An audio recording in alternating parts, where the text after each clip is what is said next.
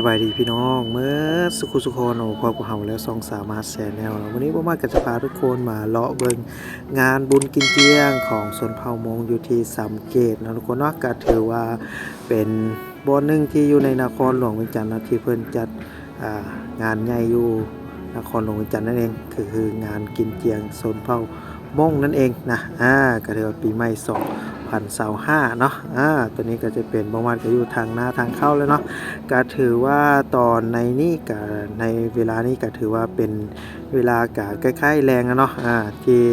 ช่วงประมาณใกล้ๆสิฮอดสวยเนาะเพิ่นก็จะมีคนแบบหลายแห่งนะที่มาโยนมาข้อมาขอนแต่เดี๋ยวนี้บ่มาดมานั่นก็จะเป็นตอนคล้ายแรงได้ละเนาะเพิ่นก็อาจจะกลับยาวกลับเฮือนได้ละก็คนก็ยังบ่หลายเนาะแต่ก็สิมาเลาะเบิ่งพาท่านผู้ชมเลาะเบิ่งว่ามีหยังแน่เนาะอยู่ในงานบุญกินเจียงเนาะแล้วว่าเพิ่นขายเครื่องแนวใดล่ะมีกิจกรรมหยังแน่เนาะหลักๆก็จะประมาณนี้เนาะทุกคนเนาะก็ถือว่าย่างเข้ามาจากหน้างานเลยก็จะเป็นอาหารเนาะอาหารของอยู่ของกินเนาะแล้วก็ประมาณนี้นั่นเองนะเดี๋ยวผมอาจจะพาทุกคนเลาะเบิ่งให้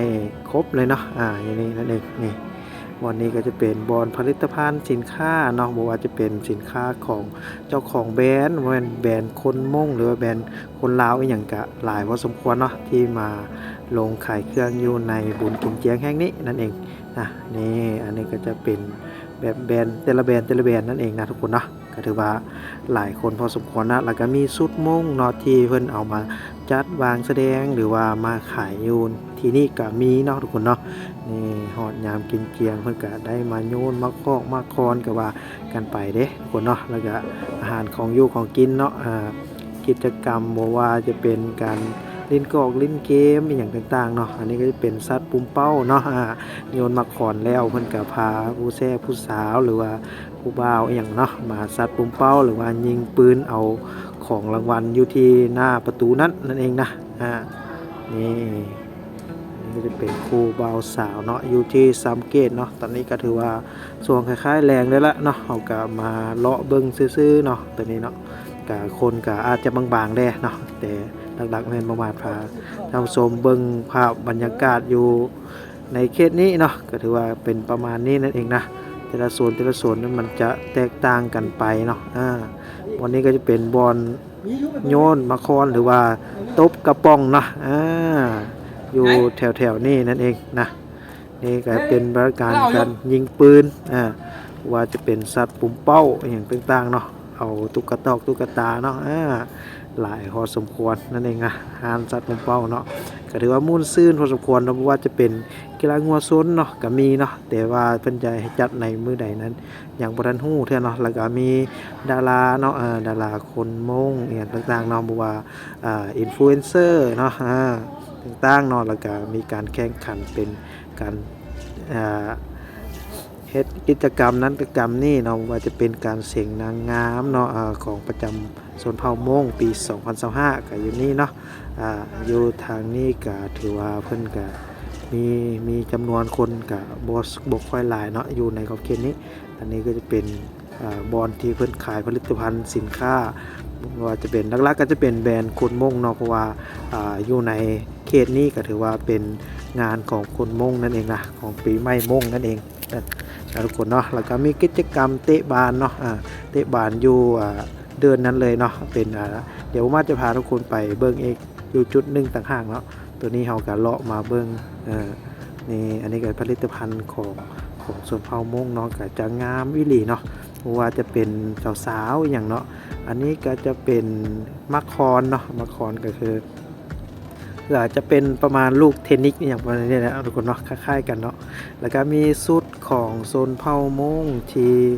หลายๆคนก็จะมาจับมาจองหรือว่ามาซื้อมาสอยก็ได้เนาะอยู่ในอันนี้จะเป็นเดินห่มเนาะที่เพิ่นให้โยนมาก่อนเดี๋ยวนี้เพิ่นกะเซาเนาะเพิ่นกะเซาพักผ่อนนะจะพักผ่อนเนาะกะจะผู้ใดอยากเห็นเพิ่นโยนมาคอนจำนวนหลายๆหรือว่าคู่บ่าวสาวหลายๆก็จะมาตอนประมาณ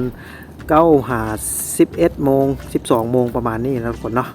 ตัวนี้ก็บ่มาดก็คลายแรงและบ่มาดจึงมาเนาะก็คนอาจจะบางๆได้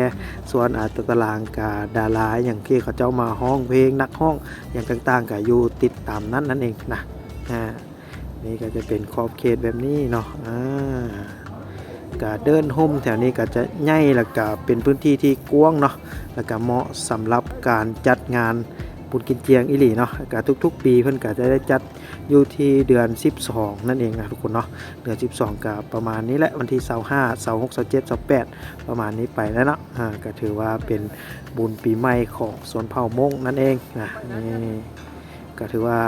สุดมงนี้อยู่ในเขตนี้ก็ว่าหลายเลยเนาะเป็นห้านขายผลิตภัณฑ์หรือว่าเครื่องนุ่มห่มหรือว่าสินส่งอย่างเนาะเกี่ยวกับของมงนั่นเองนะนี่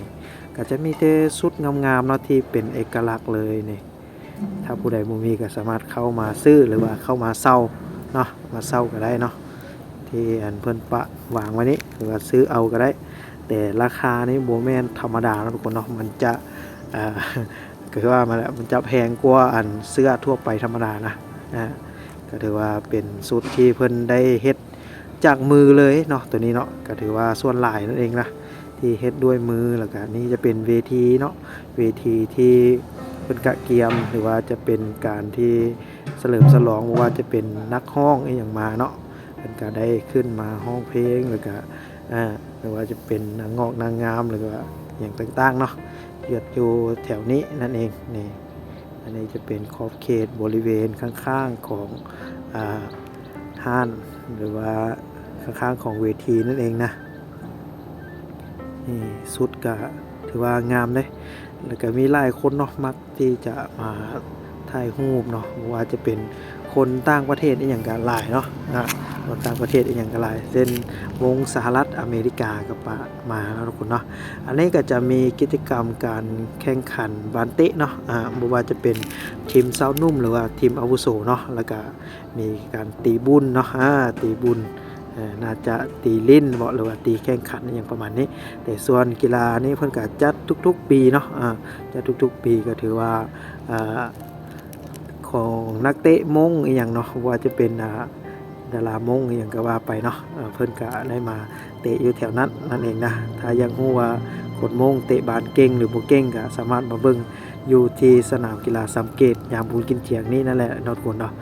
ก็ถือว่ารวมตัวกันอยู่ใหญ่สุดก็อยู่ในนครหลวงเวียงจันทน์ก็จะเป็นบ่อนนี้นั่นเองนะทั้งลุ่มนี้ก็จะเป็นบอนจอดรถเนาะบอนจอดรถตอนประมาณ